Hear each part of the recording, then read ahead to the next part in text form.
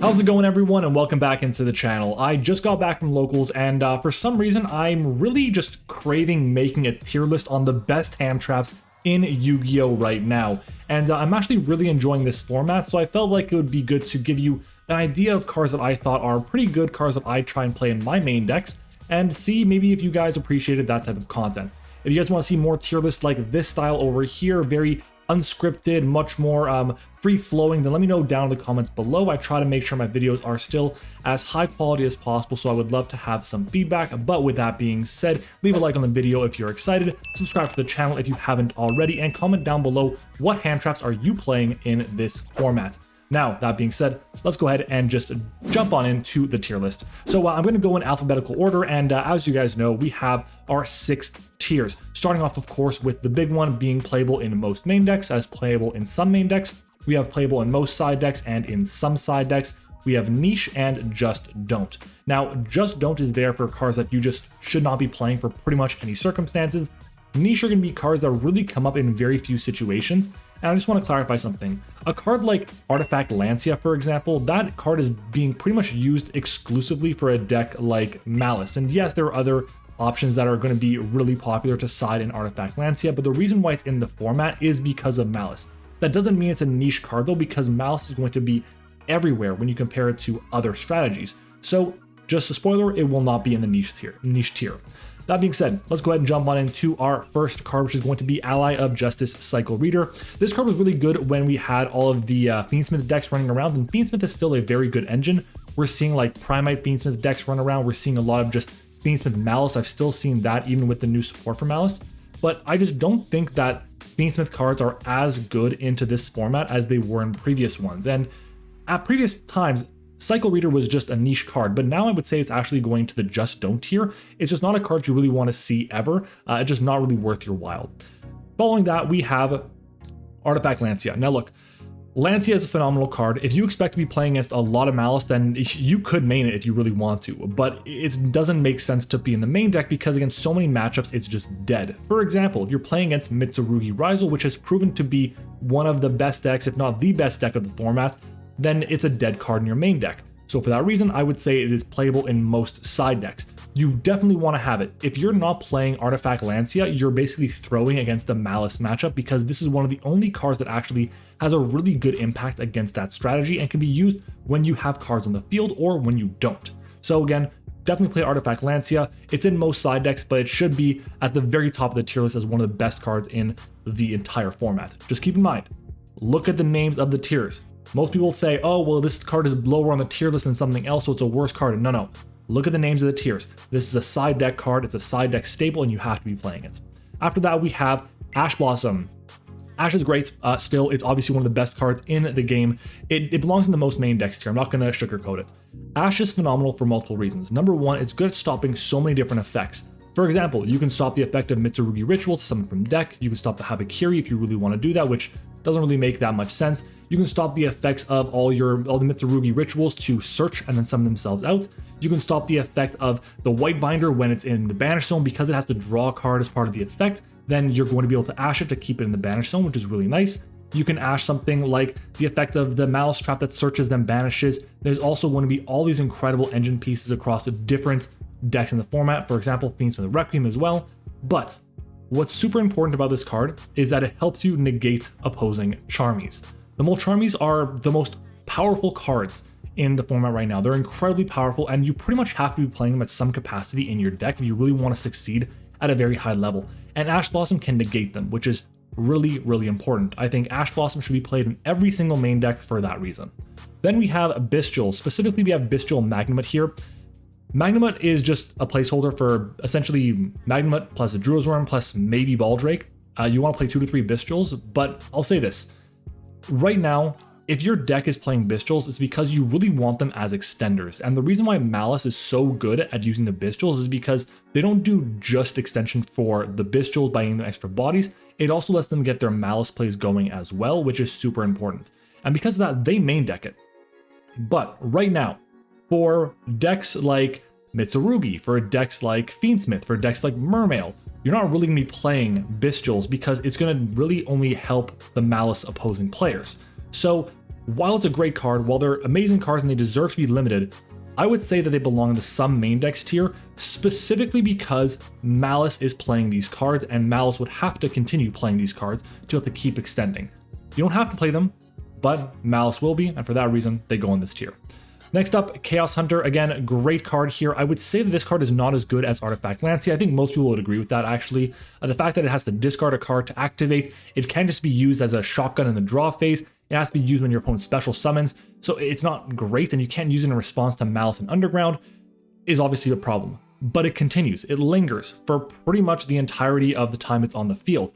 Sure, it's weak to cards like Forbidden Droplet, Infinite Impermanence. It's also going to be weaker to the Topologic Bomber Dragon line, but it's still a great card, and you should definitely be considering it when playing against a Malice deck. But again, it's not going to be as powerful as Lancea.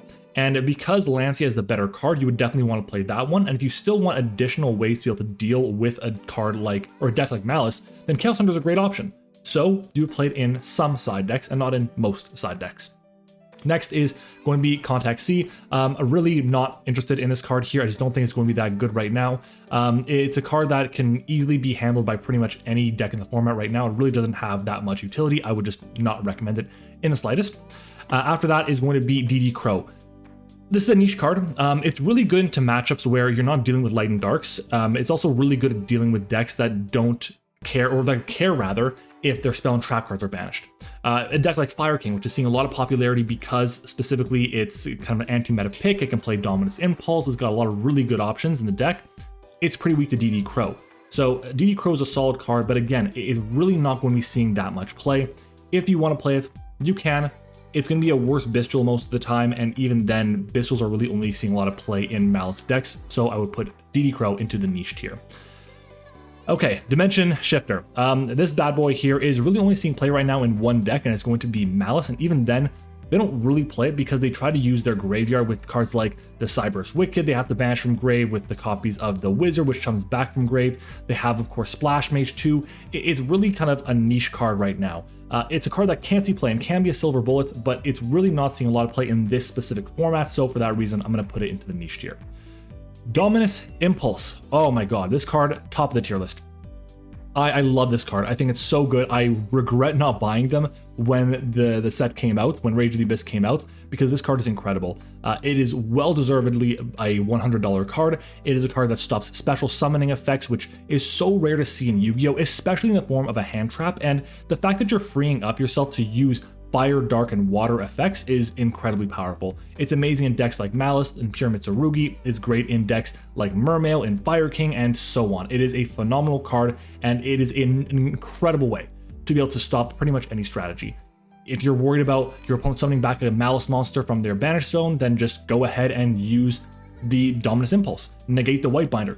Keep it in the banish zone, and the only way they can recycle it back is exactly with Heart's Cryptor. So it's, again, a great option there. If you want to stop a Mitsurugi monster from coming out, if you want to negate the effect of Mitsurugi Ritual, then this card is phenomenal. If you want to be able to stop something like an Eclipse Twins, this is a great option too. There are so many great options, and you really have to consider this when deck building and seeing if your deck can play Dominus Impulse, you know it's going to be a solid strategy in this format.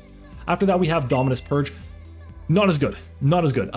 Really good against the Mitsurugi deck because they do a lot of searching and they really want to be able to resolve their effects there. And if you can have Dominus Purge against that as a third copy of Ash Blossom, it's great, but really it's not that strong. And you have to play it in basically exactly Blue Eyes right now, or like the Primite Fiendsmith deck, because those are the only two strategies that are really using only light monsters, earth monsters, and wind monsters.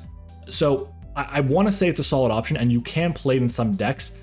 It's definitely not a side card, okay? To me, it's on the border between niche and some main decks, because the decks that can play it really want to play it. So you know what? I'll put it in some main decks, specifically the main decks that are going to be using the attributes for it, but it's nowhere near as powerful as Dominus Impulse is. Droll and Lockbird, amazing card here, most main decks for sure. Yes, it is weaker than Charmies. Yes, it is going to be pretty much dead against certain matchups. However, even in Malice, which is going to be a matchup that we've historically thought is going to be pretty good to be able to deal with Droll and Lockbird, it's actually quite strong, because If you look at the way Malice decks are shaping up right now, they search with the Red Ransom, which is number 1 for the Malice in Underground, or the Malice in the Mirror, which is obviously important. They get a draw with the effect of White Binder. They also get 2 draws with Chessy Cat. So if they can play through Droll, they can essentially just sculpt their hand to make it as perfect as possible, to be able to extend, to be able to make sure they can rebuild their board if you break it, and most importantly, to get their own versions of hand traps that are going to be really powerful, like for example, Ash Blossom, Dominus Impulse, Bystials, and so on. So they're going to be able to get all these cards they really need to stop you. I think Droll is a good card.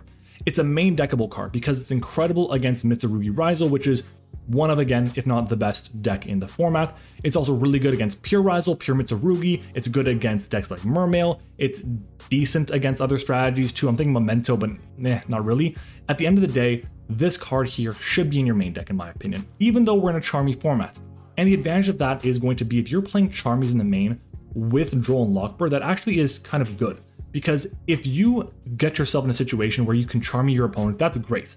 And if you draw into a way to get the Droll and Lockbird, you can choose when to turn off your opponent's searching. So if you go for something like Fuwalos against an opposing Mitsurugi Rizal player, you can draw a bunch of cards, you draw into Droll and Lockbird, you say, you know what, they still need to search, but I have sculpted my hand enough, now I can Droll. But you can also do it in the inverse way, where if your opponent goes for something like a Charmy on you, you summon out an extra deck guy, they draw a card, you drop down a Droll, and that way you can keep summoning out cards without having to worry about your opponent continuously drawing as well. Phenomenal card, should be in your main deck. Next up is going to be Effect Veiler. Really only going to be good and seeing a lot of play in main decks, specifically in Blue Eyes. And again, I don't think it's really worth your while to be playing in that many other decks because you want to be playing other hand traps that are a lot more effective. I'm going to say it's a niche card for that reason. Effect Negation is nice. It just sucks that the effect negation that this card provides has to be specifically during your opponent's main phase. But either way, it's a great option for those decks that really want the negation, but there are so many better hand traps you're going to see, and for that reason I would say it falls in the niche tier. Eventually it'll come back around, but there's so many decks that can just dodge it. Mitsurugi Prayers dodges it, Fire King Kirin dodges it, all the Malice traps help dodge those cards as well. There's just too many options. I just don't think you have to worry about playing Effect Veiler. It's just not impactful enough. Next up is Fantastical Dragon Phantazmay. This is like your budget version of Mulcharmy Fuwalos, or not Fuwalos, Meowls, Mulcharmy Meowls, which is a really good card, especially in the Malice matchup. And the fact that Phantazmay is going to be able to help draw you some cards, get you targeting protection as well is really nice. I would consider it as a side deck choice for that, but it's really going to come up very rarely and really only going to be something that comes up a lot when you have budget constraints, mostly I'd say. Either way, it is a card that if you want to play in your side deck, you absolutely could. It's a solid option against many different decks in the format, so I would consider it in some side decks. Next up is Ghost Belle. Ghost Belle is great because it stops quite a few different effects. If you're playing against, again, Mitsurugi, and they're going to use the effect of the Mitsurugi ritual monsters in the graveyard to summon themselves back out, or Mitsurugi prayers, then you can Belle that. It's also important because Belle negates activations, which means you can use the effect in the damage step. So, for example, you're playing against a deck like Fire King, and they go and normal summon out a Ponix or something and just crash into one of your bodies because they want to summon out their copy of Garunix.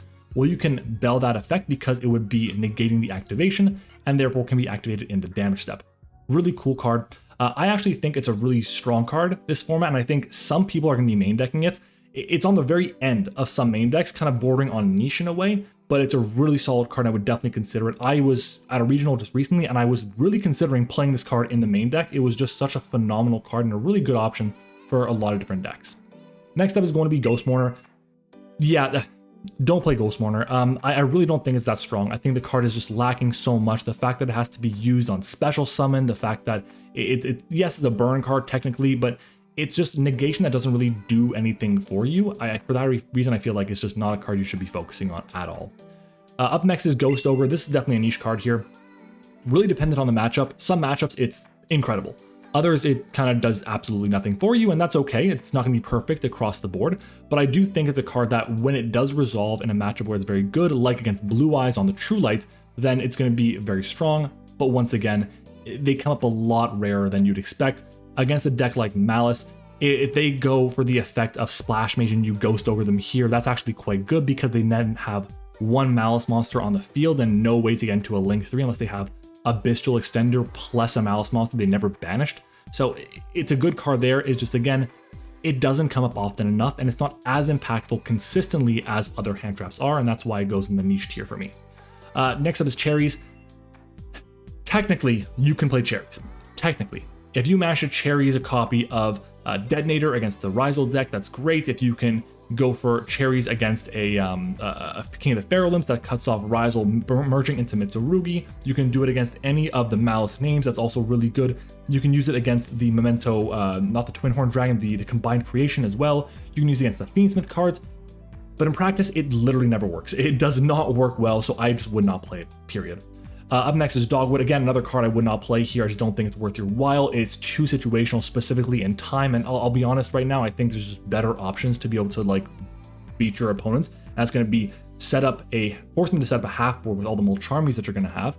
And if they do that, then you can break their board pretty effectively with your own engine. So I just don't think it's worth your while to play a copy of Dogwood. Gnomaterial, also a card you just shouldn't be considering here. Really not that strong at all. It's kind of a waste in my opinion. Just don't play it. Infinite Impermanence. Yeah, most main decks.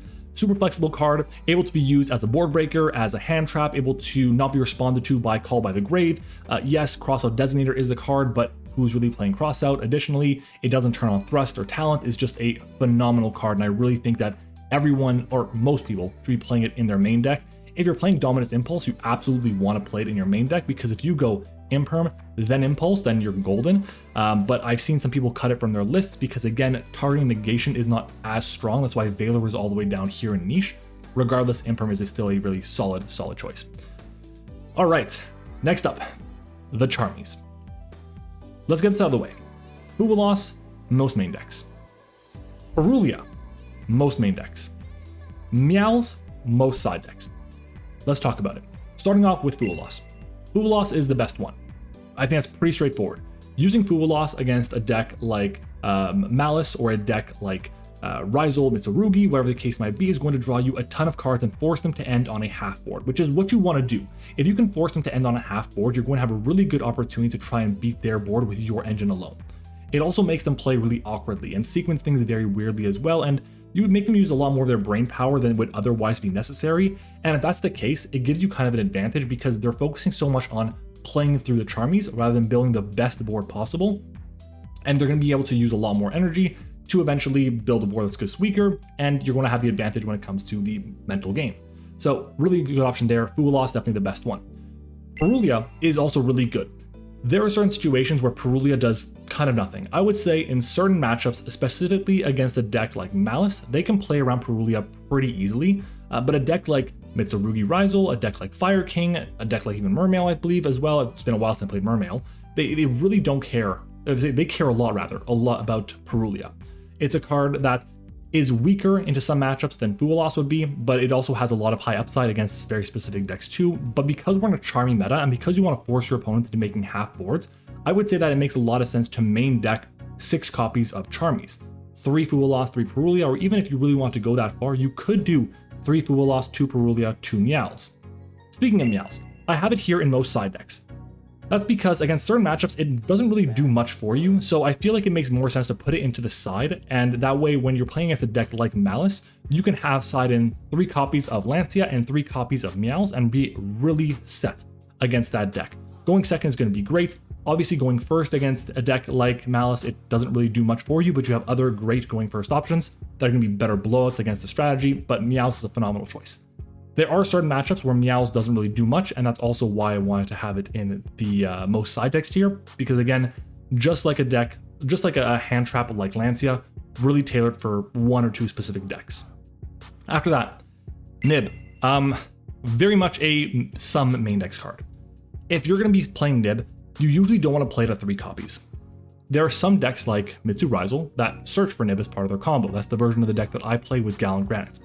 But at the same time, you usually want to play 1 copy of Nib, maybe even 2, because of all the Charmies you're going to be playing in your strategies.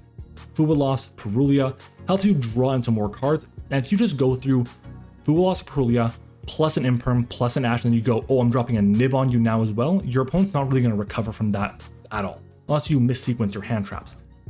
On its own though, it does nothing, like at all. I just don't recommend it at all on its own. So for that reason, I would say, let's just put it into the Summit main decks tier. Next up, I have Delta and Gamma. I want to say niche, but no, just don't play them. They're really not going to be that strong, so I wouldn't recommend it. We have Retaliating C, also another card that goes into the just don't tier. I just don't think it's impactful enough in this current format. At the same time, we are going to be getting the, I think it's Dragon Tail in the next sets that come out in Number Hunters, I think it is, or whatever, Justice Hunters, whatever it is. And it's going to be very strong then, but again, not right now. After that, it's going to be Sauravis again. Niche because of Voiceless Voice, but that's the only deck that plays it. So again, I'll put it into just don't. Skullmeister, this is definitely niche. There are going to be certain situations where Skullmeister can come up and be very good because it just stops effects that activate in the graveyard, but there's not enough across the entire format for it to be really that strong. Token Collector, no one is playing tokens. Just don't bother. No one's playing tokens, forget it. And then Veidos. Definitely niche. We're in a very field spell heavy meta right now as well, if you look at it. You have Rizal Cross, you have Malice in Underground, there's going to be Fire King Island, there's going to be a ton of great options. There's going to be the Memento Mictland, the Memento field spell. But it's not going to be as good right now as it's going to be in the future when we get all the new support coming out in the following sets. And I think at that point in time, it's going to be a great card and it'll really skyrocket up probably into the most side decks or even some main decks tier. But either way, that's my tier list right now. I believe that's all the cards I have for you today. What, half an hour almost on just talking about hand traps. Let me know what you guys thought about the tier list down in the comments below. Let me know what you think about the list itself and where you would make changes to it as well. I'd love to hear your thoughts on that. And if you guys want to see more of these unscripted videos where I just talk off the cuff and just don't really do too much in terms of cuts and scripting, I would love to hear your thoughts on it, and maybe I'll do more, who knows. Leave a like on the video if you haven't already, subscribe to the channel as well. Thank you for watching, and thank you for 17,000 subscribers, by the way. I appreciate it so much, and I will see you all next time.